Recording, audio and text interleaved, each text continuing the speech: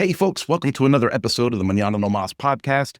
Uh, every now and then, people say, hey, can you make room on your podcast for this author or for this business owner or for this CEO or for whatever? And usually I look at their background and I go, yeah, that could kind of fit. I think the listeners and viewers kind of like them, da, da, da. And then there's times where I pop out the email that says, hey, I think you would be great on the podcast. And they actually fill out the form and join the show. And that's the case today. Today, I'm thrilled to bring Ryan Logan to the Mañana No Mas podcast.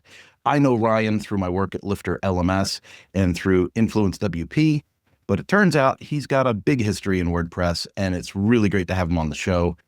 Ryan, welcome. And can you tell some folks a little bit more about yourself? Sure. Thanks for having me. First of all, appreciate the time. Yeah, I've been in IT since 1997. I exited that world in about 2019. Working through the information technology ranks, eventually reaching interim CIO of a high frequency trading firm. So high stress, crazy hours. I then went on to start my own IT consulting agency. And through that, I was constantly asked, hey, can you build us a website? And I just kept saying no, no, no over the years. And finally, I landed on WordPress and started building websites and eventually left the IT world completely for building my WordPress agency. And that started around 2014. And then I officially launched the agency in 2016. And since then, I've formed multiple WordPress-based businesses alongside my agency, InfluenceWP being one of those. And then I've got another one we can talk about that's newer. That's newer. Yeah. Well, this is ironic. We can be in the same spaces, we can share the same rooms, we could be at WordCamp together and still not make like those connections, right? Those things that are so valuable. And maybe I should be embarrassed to say it, but one day, because I do a lot of work for Lifter in the background, I'm like one of these little shadowy creatures. And I saw a post from InfluenceWP on a Lifter property, and I was like, who the hell is this spammer? So I'm getting ready to delete and block the user on Facebook. And I had like a little hair on the back of my neck thing go up, and I said, wait a minute, I know this is my role, but maybe this is the wrong move today. And so I sent a quick little Slack message to Chris and I said, hey, Chris, what's the deal with this post screenshot? Do I leave this or take it down? And he's like, oh, no. We're working on a deal with those guys. And I was like, all right. Right. So the hair on the back of the neck worked, but then I knew in the back of my mind, like, I probably need to meet this guy and see what he's up to. Mm-hmm. So in a nutshell, for those that aren't, and keep in mind, like a lot of entrepreneurs, authors, people like that listen to the show as well. So what is InfluenceWP? Where did its inspiration come from? And what benefit do you think it's giving the community? Yeah. So there's two main areas. So through my years of running a WordPress agency, just being in WordPress, I constantly experienced reports of fake deal websites. People would click on a link that promised a deal. You get to the other side of the link. It's not actually a deal at all. But by that time, the affiliate link for that person was injected in the URL. The user was none the wiser, made the purchase thinking they were getting a deal when they weren't. And then, of course, that affiliate farmer, I like to call them, gets a commission for doing basically nothing for that commission. So that was one of the pillars, was to build a one-stop shop. This is where you go for WordPress and even non-WordPress related deals, but 99% of it's WordPress. But this one trusted source that you could go to and be guaranteed that you're going to get a deal at the end of it. And there's no affiliate link situation. So all the partners are treated the same. There's no bias. Everyone's playing at the same level. So that's one pillar. And then from the customer standpoint, the consumer standpoint, I call them, WordPressers, you're going to obviously get those deals. InfluenceWP runs giveaways for partners all the time. Those are free to enter. There's all kinds of videos that are created, again, because there's no affiliate links, there's no sponsorships. I'm not paid to do any of that stuff. It's just unbiased, honest information from the point of view of a WordPress user that's firing up the solution for the very first time. They've literally never seen it before. So they can see like what they're going to experience themselves. but also the vendor, the partners of InfluenceWP can see the shortcomings of their solution. Oftentimes I uncover bugs, or the wording isn't quite right, or an about page is missing, or they don't have a change log, and just helping them establish customer trust right up front. So those are the main pillars. It's just a one-stop shop that you can trust from beginning to end is the overall goal. Yeah. And then what some people might think is like a duh moment is really not a duh moment in today's marketplace. You send out a pretty decent, information packed newsletter. It goes out on a regular basis. What's new, what's on deal, you've been doing some video reviews of products. I thought that's been pretty cool.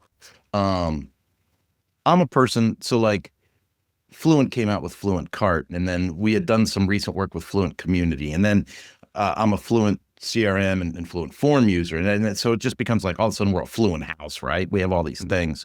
Yeah. And especially on the Lifter side of things, I did a video about Fluent Cart, and then I did a video about the update for the integration with Lifter, and then it hits you like a ton of bricks. Like, there's literally thousands upon thousands upon thousands of plugins, and what human being could possibly have a working knowledge of each thing and produce content to show that off in a way that wasn't coming from the actual producer of the plugin, Right. It's a big job. It's big work. Yeah, and the newsletter is fairly new. I think I've done 23 editions, so that's 23 weekly editions. One of the goals is just to have these partners stay top of mind. So, like you said, it's hard to know everything that's coming out. So it's nice to get, in my opinion, just a little blurb about new stuff that's coming out. And I also spread the word about non-partners as well. So you don't have to be a partner. I'm still helping spread the word. If you create a free plugin, you drop it in the WordPress repository, or you're launching a cool new project, like, I'll help you spread the word. There's no incentive for me to do it other than just to help people spread the word. Now, I find that part a little bit interesting. So I want to dive into this, but I want to say it in a way that's not judgmental, which is very difficult for me at this stage. There's a lot of people all of a sudden thinking that they're plugin creators. They're playing around with some of the tools, and AI obviously plays a role in kind of this influx lately. But from your standpoint, from your position, how do you vet these products and go, yeah, I'm going to run with this, versus I don't think this is a really good offer to put on our listing? I will go out and there's outreach that I do. So there's a lot of research that I do beforehand before reaching out and saying, hey, would you like to partner up? So I'll go and I'll check out all of their entities, what they're up to and stuff. But if someone comes to me and asks to form a partnership, it's kind of the same deal, but I have a little less knowledge about what's going on. So in the end, it's all comes back to the same. It's research is done. I will see what they're up to. I've gotten into situations, like there's been situations before where I'll look at their website and like it takes 20 seconds to load, and I'll just simply politely say, like, this needs to be fixed to even consider a partnership. Or I see something kind of just like you said, that the hair on the back of your neck kind of stands up, and you're like, your spidey senses go up. Like, something doesn't feel right. I'll do some polite pushback. I've turned down lots of people. Quality over quantity in my mind. That's kind of how it goes, but I can't even tell you how many videos that I've done that I can't publish because it's just, I just can't publish it. It just looks so bad for the vendor that it's just not good for anybody. So yeah, there's been a number of situations where I've gotten 75% through the video and had to scrap the whole thing. Yeah. So. It's so interesting because, I've had my agency the actual agency with the name since 2008. And then for years before that was doing work. And there's lots of products that I thought, this is what we're going to use this as a foundational block. This is part of our tech stack. And then, a couple of years goes by and you're like, well, there's a couple chinks in the armor here. And then another year or two goes by and you're like, I'm having major problems now. Right. And I guess if you were a hobbyist, and you had your own website and you were building something, you would be like, oh, I can get over that. I could just do the next update, or I can roll that back, or I can do.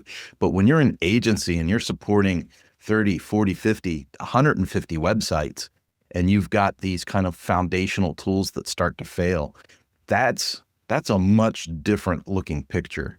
A couple of years ago, it was a page builder that gave us fits. And now there's one of these like marketing upsell, downsell kind of tools that lately, when it's been doing updates, it's been breaking websites. And that's a real heartbreak moment, because you might have 10 or 15 customers on that product at any given moment, when stuff goes bad. What's that like for you? Like, because we're the agency serving the client, but you're kind of like you're like in this different vertical, you're in this different column, kind of supporting and partnering with those providers. Do you get that kind of feedback? Yeah. One of the things I think is unique about InfluenceWP and what I'm doing is I come from an agency. Like, I literally have my own agency that I'm running too. This is a passion project. So I'm able to bring the agency perspective into things. I'm not just some guy who popped up on the internet and is trying to leverage the WordPress ecosystem to make a buck, promoting people. That's not what I do. So I see it from kind of like what you said, from the agency side, where one plugin that you've lacking the word here, that you've settled on, that it is now causing fits, and you have to rethink everything. Like, think of like a page builder, right? As it relates to InfluenceWP, like, I have to rely, I can't see inside all of these plugins, all of these SaaS applications, everything that's listed on InfluenceWP. So I rely on people to let me know, like, hey, this is not work. This is really a really terrible solution. There's no support. It's just a really bad experience. And then I have this kind of tough situation where I have to approach the partners and kind of tell them what I'm hearing. And there's been situations where I've had to end partnerships. There's been situations where I had to push back on the customer that was complaining, because sometimes people just complain to complain. So it's, but I make it very clear in pretty much everything I ever post and everything I ever do. I am not affiliated in any way. I'm just helping spread the word. And if you have a problem with one of these solutions, I can't fix it. I can only just be in the middle and help the two sides communicate potentially. But yeah, that's kind of the situation I am in, specifically with InfluenceWP. Nice. Well, from an agency perspective, right? Because now you're on that side of the coin. What is if you had to pick a specialty for your agency, where would you say your vertical or avatar is? I've often said, if you stripped every single thing back that I do and I had to settle on one, it would be website care and maintenance. That's how I got my start. Obviously, when people came to me in the IT world, can you build a website?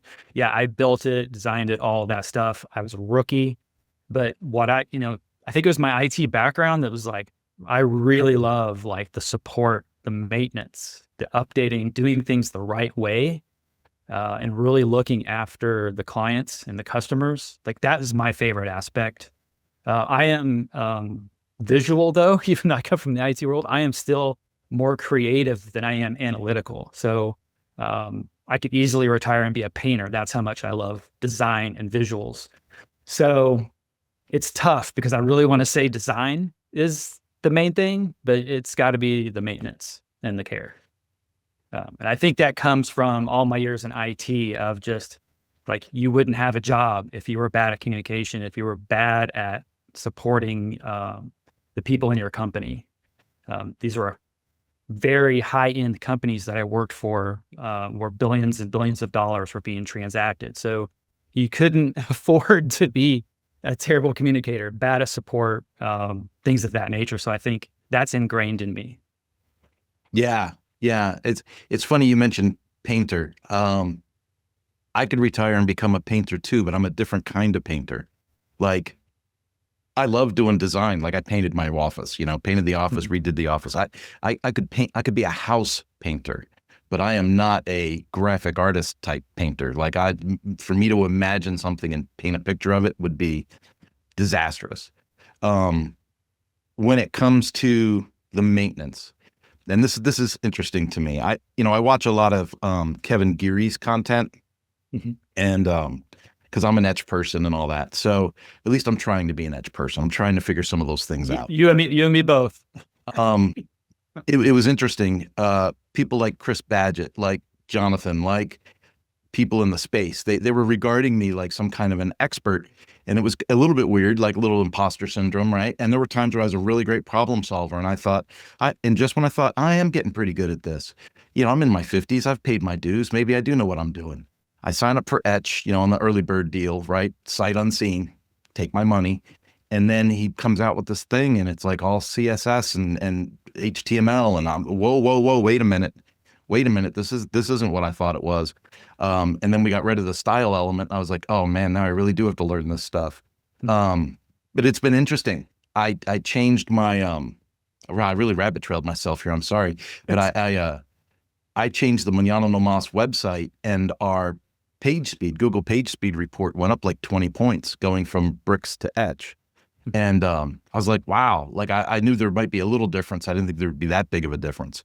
And so it's been really, really interesting working within that space. But what I was going to ask you, gosh, now I've really driven around the bush here. What I was going to ask you from an agency perspective and someone that says, you're into maintenance, how do you deal with clients that want to play with their websites? Like, so the Kevin Geary tie-in was, he doesn't think anyone should have admin status for their website or access to anything. And then there's, the rest of the WordPress world that's like, oh, it's open, it's free, they own it, you can't take it away from them, it's theirs. But then when you got to troubleshoot, you might have a mess on your hands. Mm-hmm. Where do you fall in there? I fall on both sides because, and here's the reason, my main agency is what I call like my intimate clients. These are like the ones that I've had for a long time. These are the ones that I can trust, and for the most part, to give admin access to. And there's things you can do. You can lock stuff down. Every site gets an activity log, so I know what's going on. It's kind of like we have really good communication, a good relationship, and they know, like, don't mess with things you shouldn't mess with. If you do, and it causes this like a repeat problem, and it's creating more work for me, they know, like, they're going to get billed. We're going to have a discussion. Sometimes they don't want admin access. A lot of times they don't. They just fire off a task for me and I take care of for them. They go on about their day. I've got another, we'll call it an agency. It's a WordPress. It's a niche business in WordPress. It's building directories, and they literally have to have admin access. They have to have it. They have to get in there and add the listings, approve the listings, update the listings, and all of that stuff. And they have to have admin access because of some of the other components. So that's why I see both sides, arguments for both sides. And I think it depends on the technologies being used as well. In a perfect world, yes, I'd like to lock everything down. Everyone's got a maintenance, website care, subscription agreement. I'm taking care of everything. It's just not always possible. Yeah. Sometimes I think if I was going to create a plugin, I would create a plugin that put an installation and activation date on every plugin in the plugins list. Because there's a lot of times you look at a customer's website and you look at it, you go, I don't remember putting that in there. Yeah, that's where those activity logs are huge. You just go in there and you can just do a search, and it's going to give you this. It's going to give you a rundown who installed it and when. So that's like whenever it's not very often that I run into issues that clients cause, knock on wood. But when it does happen, I just go into the activity log, I do a search, and I can pinpoint typically right where it is. And it's typically they install a plugin. Yeah. Of some sort. Yeah. It's amazing how many problems really end up just being customer use issues. Like a customer will say, oh, I need a customization that will automatically add people to a course and send them a certificate and do this and do that.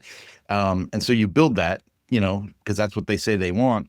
And then 6 months later, they'll say, oh, our customers aren't getting certificates or something, right? And you'll go, okay, well, let's walk back through the process. You know, you're using this CSV form, you're uploading this CSV and doing these automations. And they go, oh, no, we don't do that anymore. And you go, wait a minute, what do you mean you don't do that anymore? Right? Oh yeah, that was getting to be too much for the people in the field. So now the girls in the office, you know, they add people manually. Well, kicking out certificates ain't part of the manual process, sister. Like, if you bypass what we set up for you, you're bypassing all of the features that go with it, you know? And it's to your point, that communication is so important between the, you know, developer, project manager, and client, right? That three-way tie just has to be really well seated. Yeah. I mean, if we're being 100% honest here, the biggest issue I've ever, will continue to face, it's when a company brings in other team members that think they're web professionals. That's, to me, is the biggest threat. They don't look at things like functionality overlap, for example. They just look at what, you know, I need a forms plugin. They'll just go out and they'll grab the first forms plugin that has the highest rating and install number. Hope, you know, maybe sometimes it's even worse than that. They'll pick the worst of the worst. They'll install it, not realizing there's already a forms plugin that's doing everything that they need. They don't even look. It's things like that, or oh, I just don't think you guys need this plugin, so let's just remove it, you know. Meanwhile, there's this guy who does your website care and maintenance, and you're paying him to do it. You know, let him do that. You know, keep him in the loop. You know, that sort of thing. That's the biggest threat to me that I've faced as an agency, honestly. I had one a couple of years ago. We built a whole WordPress website. It was an LMS. We added courses. So there was memberships, there was e-commerce involved. It was a partnership with two people. One of them was very functional and one of them was very design oriented. And so no matter what, it was like, she was one of those, she was a bev, right?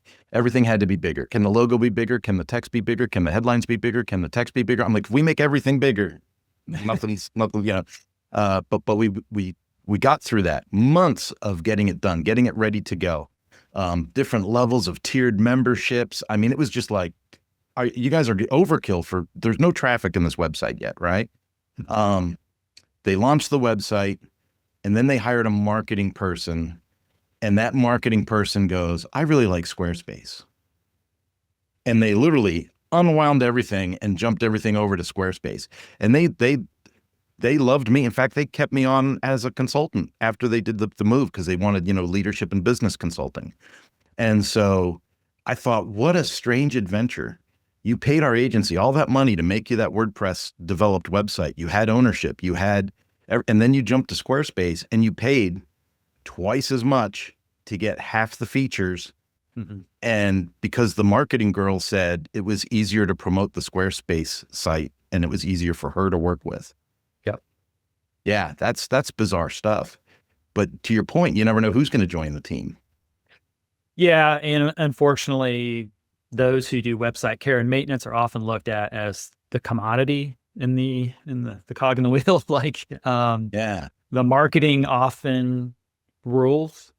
You know, it's just the way it is. Because I think it's because the business owner can relate more to that side of the business than someone's installing and uninstalling plugins and keeping them up to date and all of that tech crap. Like, they can relate more to the marketer than the website maintenance guy.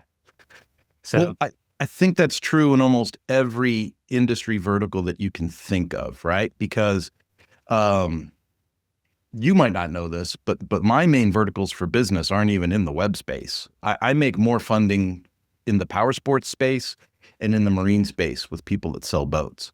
And so I train motorcycle and marine dealers how to increase their businesses. And in the power sports space, I specifically focus on fixed operations. That's my specialty, and that's parts and service, right? So selling parts and service training is the hardest sale in the world, but our results financially are so much better than any other kind of training. It's the weirdest thing. We can train a dealership for a year, watch their revenue double for parts and service. And so that's 800, it's 800,000, it's $1 million in extra revenue after a year's worth of training. But to sell it, so hard because the owners, they want to focus on sales. They like the Bloomingdale's of their store. They're not into the food court, Mm-hmm. and they just want to, how do we sell more units? How do we sell more units? And I'm like, you're making like $600 when you sell a unit. In service, you're going to make $5,000 lifetime value on that customer, and I think it's the same in the IT space. They like the design. They like the flashy stuff. I mean, a lot of people miss Flash. Yeah. So then when you think about that, and then you think about just maintaining it and keeping it going, they're like, whatever. Yeah. Yeah. 100%. Yeah. Yeah. That's partly why, you can't just do in my opinion, maybe you can. I couldn't just do website care and maintenance. Like I had to do, be high-end support, super responsive support, give them the design, like help them. And I have a product where it's a project board where we literally work left to right, and it covers everything from the business side of things, your branding, all of that, all the way to the end where we exit. I help people exit too. So I just don't see people being able to do just the one aspect, the website care and maintenance. Like you have to offer other stuff, and you've got to partner with other people that know how to do things that you don't. I love to write, for example, but I'm not, an expert. So, partnering with copywriters, for example, or I love to do SEO. I don't know if these days I could call myself an expert SEO. I try to be. There's people much better than me, partner with those people. So I think that is another thing, is just you have to make yourself needed in multiple areas. SEO to me is like the scam of the new millennium. It is. So many people say that they're experts in SEO, but very few people can show results for what they've done. It's a very sticky subject. Yeah, over the years, I've never been that. I'm not that type of person in anything I do. Like you'll rarely hear me say anything is ever the best or anyone is ever the best. It's just so subjective. But yeah, with SEO, I just try to do the best I can and I always try to education. I'm always educating myself. I don't just follow trends. I don't just watch influencers. I want to know that the information I'm giving clients and customers is the best information that I have from my own learning, and not just passing information on. So I just spent a week and a half on my SEO guide that I give my clients, and it's for myself too. It's a running guide, and it took me a week and a half, to get it right. Yeah. And it's still not, there's still so many aspects. I mean, I barely touched on schema, for example. I could have probably spent another week on schema, but that's what I'm saying. I don't call it's not like being a surface level professional where you just barely know it. I know it more than that, but I'm not. There's people that like to specialize in schema. Yeah. You go to the gym, you think you're a big guy, you can lift heavy. There's always someone bigger, it's going to lift more than you. Because you know what I'm saying? It's like little legs. Yeah, it's like there's always going to be something bigger, better than you, or software bigger and better than yours. It's just the nature. It's just the way it is. So I just always preach a lot of times that humility goes a long way in the communication game, in my opinion. Yeah. Which is a perfect segue for where I wanted to go next, right? Before we run out of time, I want to switch over to Ryan the person, right? Because we've talked about business a little bit, but where does this serial entrepreneur come from? How was this born and birthed? I don't know, because there's the IT thing. I knew, go back to high school. We had a typing class, and I had no idea. College didn't even think about that yet, because I was an athlete. It didn't think about the academic side of things. And then I think it was my junior year of high school, we had a typing class, and the teacher was really pretty. So all of us wanted to take this typing class, had no real interest in the typing. But I quickly figured out that I was a fast typer. Who knew? And then somebody had an issue with the keyboard, and I've tinkered around, fixed that. And then my dad also was an electrical engineer. So, we tinkered with computers a little bit, but I just tinkered with them more and more. And going into the IT world, you're working for somebody, working for somebody, working for somebody, and then no entrepreneurial aspects, like none. And then, that last job I had, the high frequency trading firm, I was on call, 2 a.m. I could get a call, get out of bed, come to the office. $1 billion transactions happening daily, things like high stress, 18 monitors per desk, like crazy stuff like that. So I'm like, I'm going to start my own thing. And that was my intro into being an entrepreneur. And then I was like, I quickly realized I could run an IT business. I could run a web design business, a web agency on the side. You can just spawn all of these things. And it just, and that's how it started. And I just absolutely love it. Yeah, just absolutely love it. So this is interesting for me. And, if I get too personal on a live show here, you just say, hey, Kurt, shut up. I'm an open book. So, but, in my entrepreneurial journey, I was very similar in that I was like, that looks cool. That looks cool. I could do that too. I could do that too. And I don't want to call him a mentor because I've really struggled to come up with mentors in life, but I had a guy that I would talk to about business, and he said, Kurt, man, dude, I would love to refer you to clients, but I have no idea how to introduce you to people because I really don't understand what it is that you're everywhere. You're doing all these things. And he said, and I thought that it was a smart way to say it. He said, this is back when Oprah Winfrey was popular. He said, Oprah, she's got, the thing in Africa with the kids. She's got the magazine. She's got the this, that, but she's rich. And when rich people do stuff, they say that they're eccentric. Okay. But you're not rich. You're poor, and you're trying to do this and this and this and this. And that doesn't make you eccentric. That makes you crazy and inapproachable for business. And he said, you got to pick something. And, as much as I tried, Ryan, I was like, all right, I'm going to do this corporate training thing then. And, I love corporate training. I love when I get to teach. I love when I get to be in front of the room. I love when I get to impart knowledge. I love when I see the lights go on in their head, and the eyes light up and they look happy that they learned something. There's no better feeling in the world to me than that. But if I'm going to be honest, I don't get a ton of gigs doing that. Like, if that was all I relied on, my family would be hungry. Mm-hmm. And so then came I can build websites, and then I can figure out some hosting and resell hosting. I could do 5 podcasts a week. I've got the bandwidth for it. And then I volunteer a lot. I volunteer at the church. I volunteer with the Startup Hutch thing in town. I do the WordPress meetup. So now I'm 58 years old, and I'm back where I started 25 years ago. People go, what the hell does that guy do? Because he does everything. Yeah. Yeah. Did you get similar feedback as you were coming up through the ranks, or are you the most surprised overnight success after 20 years of hard labor? No. So up until InfluenceWP launched, 2 years ago now, just under 2 years, I kept to myself. It was just me and my agency, I'll call them my 2 agencies, just head down, working with customers, clients. I just kept to myself. I wasn't even really on social media. I was barely on social media. Yeah. So as I tell people, InfluenceWP could go away today. I will have more time I will have so much more time on my hands. I'll make a lot more money. The second it goes away. And then we didn't talk about ChangelogWP.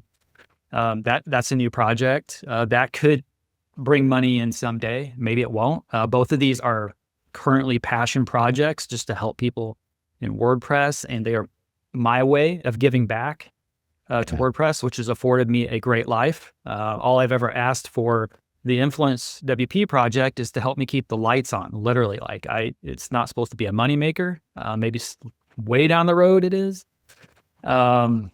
These are passion projects, but at the core of it, they go away. My agency is my thing, and that's what keeps the lights on over here. And that's what affords me to be able to do these other projects without them being revenue focused. And there's InfluenceWP, ChangelogWP, and then there's a third one that's going to be on the way that I don't think it's going to be a solution / platform that I don't think anyone's ever done in WordPress.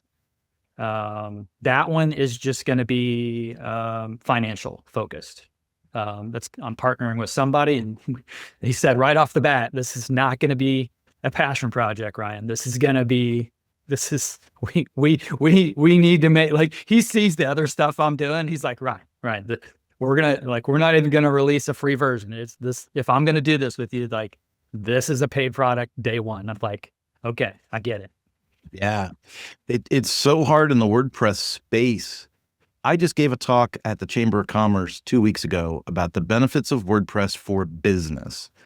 And some people in the room didn't know what WordPress was. And so you have to go into what is WordPress, right? And then I mentioned, open source and the 5 for the future. And there are other business owners in the room, and they leaned back in their chair, and one guy got real vocal. He was like, yeah, but where does the money come from? You're not, this doesn't make sense. How does this even work? And I'm like, well, I'm buying a house working in WordPress. Like, there's money to be made. Like, don't think there's no revenue here. He's like, yeah, but why would they build that? Why would they offer their time? And I'm like, because they've all built successful businesses in the space, and we all work together to improve it. And he just could not wrap his head around not following a common financial model for business, I suppose. Like, he just couldn't wrap around it. But if you're not careful, these passion projects or these giving back to the core thing, it can get out of control pretty quickly. And next thing you know, you're going broke. Yeah. This is probably it for me. I'm only one person, so this is probably it for me after this next project. And then, I've been working towards behind the scenes, someday I think I'm just going to shut it all down, sell it off, and buy a landscaping company or form one, and just work outdoors the rest of my life until I retire. I have kind of that aspiration on the side, especially with AI and stuff like that, doing what it's doing. I love tech and all of that, but it's just not really a world that I want to be a part of long term.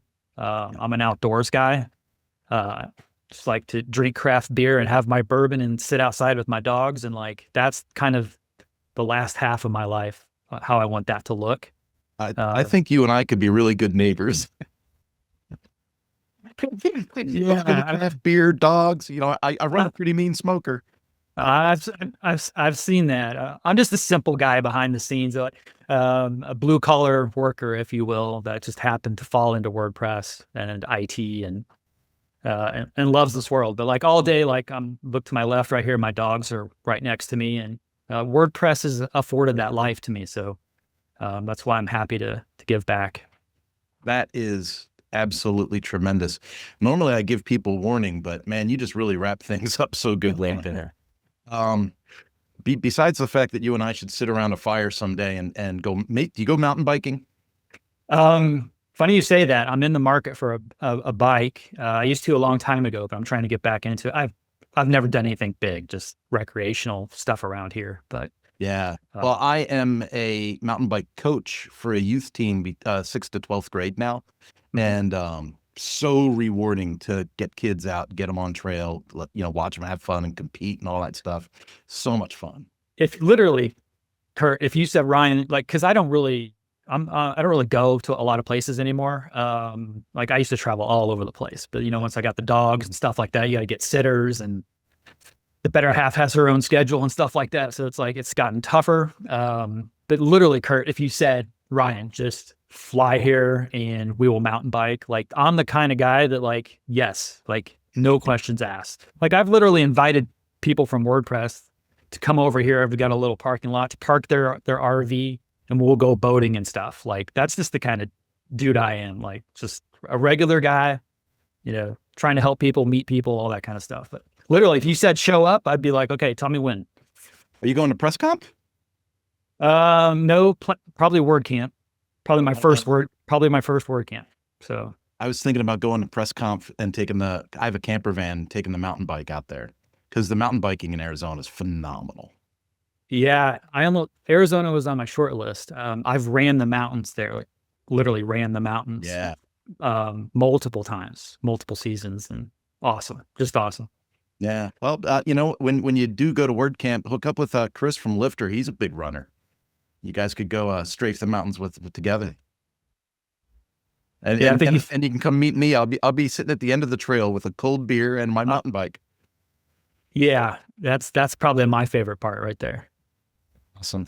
Folks, this has been Ryan, InfluenceWP. I'm super thrilled he joined the show. This has been a lot of fun, and I'm really glad I got a chance to know him, and I hope you got to know him a little bit too. Ryan, how can people reach you? I would say just go to influencewp.com or go to changelogwp.com, and I'm easy to reach from there, or just find me on social media. Fantastic. Folks, we'll see you next time on the Mañana No Mas podcast. Thank you.